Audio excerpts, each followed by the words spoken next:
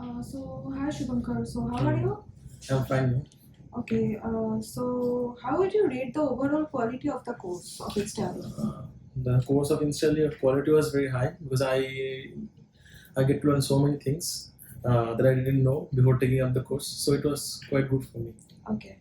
So, can you please brief us about the course details?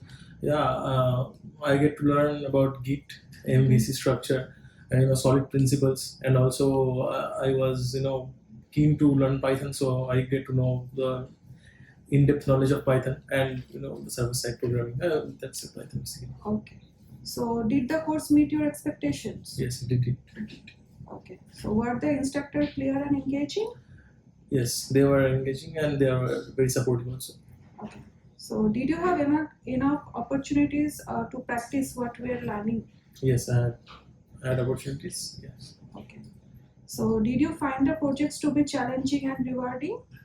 Yes, the projects I'm working currently, that's quite challenging for me. Okay. So, did you feel that the course prepared you for your career goals? Yes, I feel that because I'm solving the problems. Okay. So I think so. Okay, fine. Thank you, Shubhankar. Thank you. Thank you.